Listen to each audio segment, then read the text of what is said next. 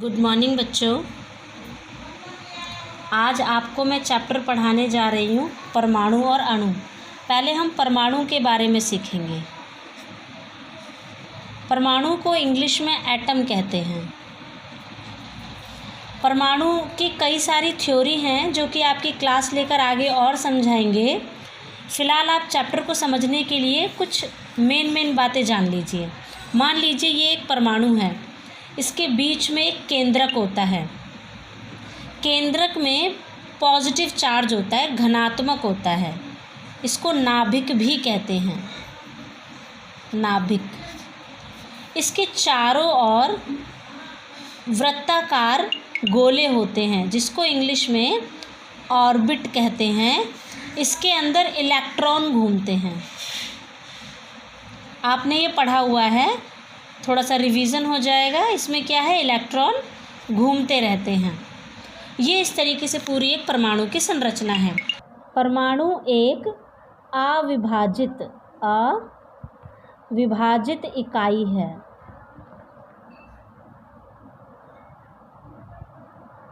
अविभाजित इकाई है। इसको आँखों के द्वारा नहीं देखा जा सकता, ये बहुत छोटी है। ठीक है बच्चों। और परमाणु जो है वो हर एक तत्व में होते हैं। जितनी भी वस्तुएं हैं सब परमाणुओं से निर्मित होकर बनी हैं। आज की वर्कशीट के अकॉर्डिंग आपको निकालना सीखना है कितने परमाणु होते हैं, उसका अनुपात कैसे निकालते हैं और उसका द्रव्यमान कैसे निकाला जाता है। फॉर एग्ज़ाम्पल मान लीजिए ऑक्सीजन है, ऑक्सीजन को O2 करके लिखते हैं, तो इसके अंदर जो परमाणु की संख्या होगी, परमाणु की संख्या वो होगी 2। क्यों? क्योंकि O जमा O करके बना है O2, तो 2 ऑक्सीजन हो गए, इसलिए परमाणु की संख्या 2 है। ऐसे ही यहाँ पर हाइड्रोजन अगर देखें तो यहाँ पर परमाणु कितना है, कुछ नहीं है, तो मतलब 1 है। तो या तो हाइड्रोजन लिखो या 1 लिखो, बात एक ही है। तो इसमें परमाणु की जो संख्या होगी, परमाणु की संख्या वो होगी 1। ठीक है बच्चों। उसके बाद मान लीजिए आपके पास अणु है। अणु 1 या 2 परमाणुओं से मिलकर बनता है। तो जैसे कि H2O, ये जल का सूत्र है, ये एक अणु है। हाइड्रोजन भी एक परमाणु है, ऑक्सीजन भी एक परमाणु है, इनको मिलाकर एक अणु बना है जिसको H2O कहते हैं। ये जल का सूत्र है। इसमें देखा जाए तो हाइड्रोजन के परमाणु की संख्या 2 है और ऑक्सीजन के परमाणु की संख्या 1 है। तो इसका अनुपात पता है क्या हो जाएगा? बहुत सिंपल है। इसका अनुपात हो जाएगा, पहले हाइड्रोजन है अनुपात, फिर ऑक्सीजन है। हाइड्रोजन कितने हैं? 2, और अनुपात फिर ऑक्सीजन कितना है? 1। तो इसका अनुपात आ गया 2:1। इस तरीके से आपको सबके अनुपात निकालने हैं। दूसरा एक और उदाहरण देती हूँ आपको, CO2 का। यहाँ पर क्या क्या कौन कौन से अणु हैं? एक कार्बन अणु है CO2, क्योंकि 2 परमाणुओं से मिलकर बना है। कार्बन और ऑक्सीजन, इन दोनों से मिलकर बना है CO2। तो 2 परमाणु मिलकर एक अणु बना रहे हैं। इस अणु में कार्बन C4 होता है, कार्बन।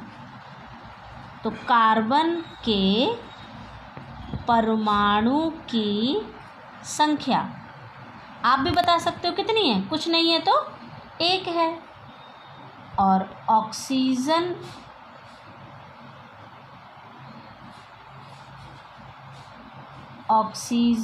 के परमाणु की संख्या कितनी है बच्चों? 2। इसका अनुपात निकालना चाहते हो अगर आप, तो बहुत ही सिंपल है। कार्बन है पहले तो कार्बन लिखेंगे, ऑक्सीजन बाद में तो फिर ऑक्सीजन लिखेंगे। कार्बन कितना है बच्चों? 1 और ऑक्सीजन 2, तो इसका अनुपात हो गया 1:2। ठीक है। अब है द्रव्यमान निकालना।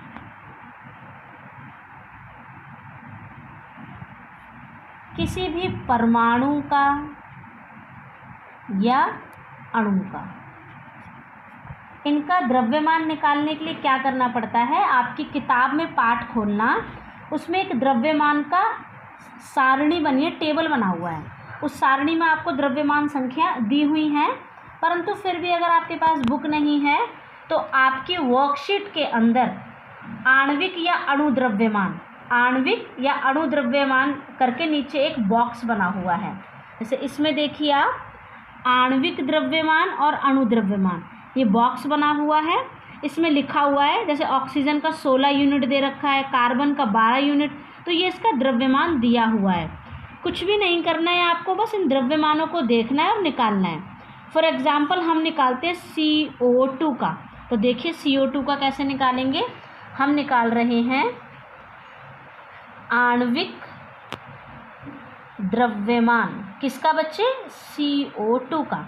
तो कैसे निकालेंगे, यहाँ पर कौन कौन से परमाणु, एक कार्बन है और एक ऑक्सीजन है। तो जो परमाणु है ना उनको तो आपस में जोड़ते हैं, जो परमाणु होते हैं उनको आपस में जोड़ते हैं। और यदि किसी परमाणु के साथ कोई संख्या लगी है, आगे लगी है या नीचे लगी है, उसको उसी के साथ गुणा कर दिया जाता है। जैसे ऑक्सीजन के साथ यहाँ 2 लगा हुआ है ना, तो ऑक्सीजन के साथ 2 मल्टीप्लाई कर दिया। ये तरीका है सॉल्व करने का। अब परमाणु की द्रव्यमान संख्या आपको वर्कशीट में दी हुई है।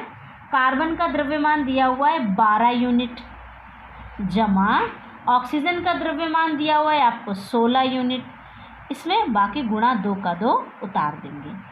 अब पहले करते हैं गुणा, 12 जमा ऐसे उतारेंगे, 16 दूनी कितने हो जाएंगे, 32।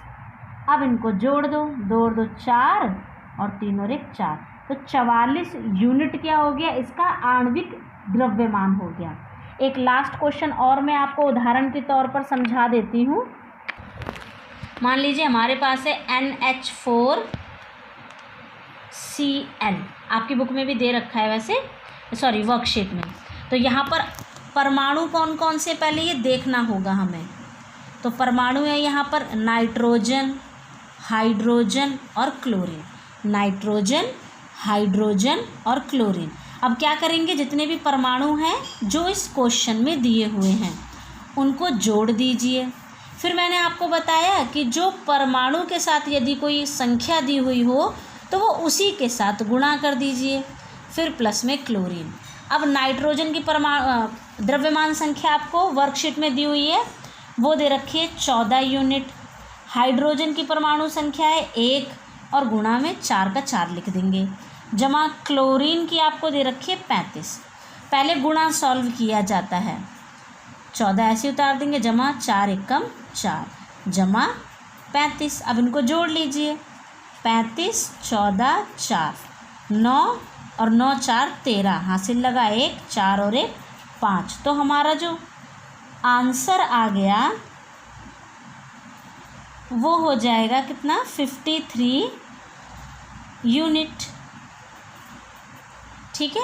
हाँ, कहीं कहीं क्लोरीन का पॉइंट में 5 दिया होता है, तो यहाँ आप पॉइंट लगा के यहाँ 0 0 लगा करके जब जोड़ोगे तो 0.5, तो आप इसको ऐसे भी लिख सकते हैं। This is your answer. ये वर्कशीट में आज आपको करना है बच्चे, करके फटाफट 1 बजे से पहले भेज दीजिए। Okay bye.